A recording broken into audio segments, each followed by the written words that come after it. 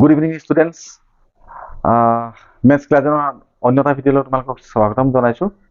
আজিৰ এই ভিডিঅ'টোত আমি SLC এক্সামৰ কাৰণে কিছুমান ইম্পৰ্টেণ্ট MCQ ৰেডি কৰিছো। তোমালোকে চোৱাচোন।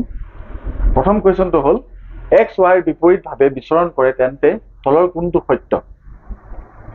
ফাৰ্ষ্ট অপচনটো হ'ল x বাঢ়িলে y বাঢ়ে।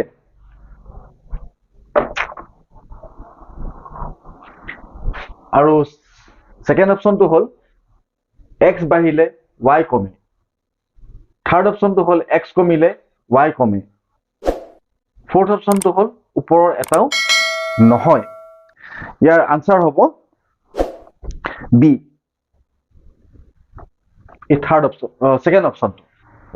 সেকেন্ড অপশনটো হল বি।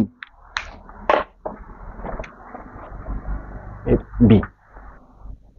তাৰ পিছৰ কুৱেশ্যনটো চোৱা, x y প্ৰত্যক্ষ সমানুপাতি হলে তলৰ কোনটো সত্য? আমাৰ অপশন চাৰিটা আছে।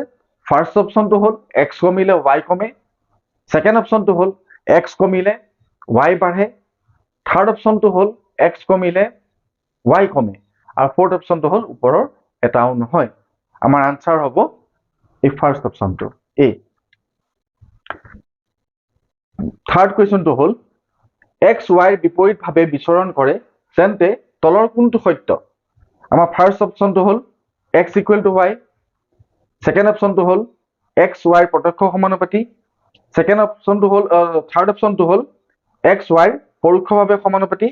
আৰু ফোৰ্থ অপশনটো হল x equal to 1/y। 3 number কুৱেশ্যনৰ আনসাৰটো হ'ব সি। এইটো আমাৰ নেক্সট কুৱেশ্যনটো হল 5 জন মানুহে এটা কাম 20 দিনত কৰিব পাৰে। কিমানজন মানুহে সেই কামটো এদিনত কৰিব পাৰিব? আমাৰ অপশন চাৰিটা আছে। ফাৰ্ষ্ট অপশনটো হল 5 জন। সেকেন্ড অপশনটো হল 20 জন। থাৰ্ড অপশনটো হল এজন। আৰু ফোৰ্থ অপশনটো হল 100 জন। আমাৰ আনসাৰ হ'ব 100 জন। তাৰ নেক্সট কুৱেশ্যনটো হল তলৰ তালিকাখনৰ খালী ঠাইত y ৰ মান।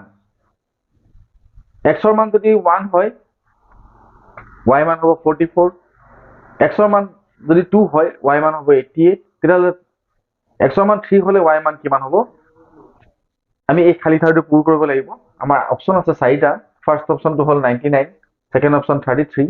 থাৰ্ড অপশনটো হল 132। আৰু ফোৰ্থ অপশনটো হল 177। আমাৰ আনসাৰ হ'ব 132।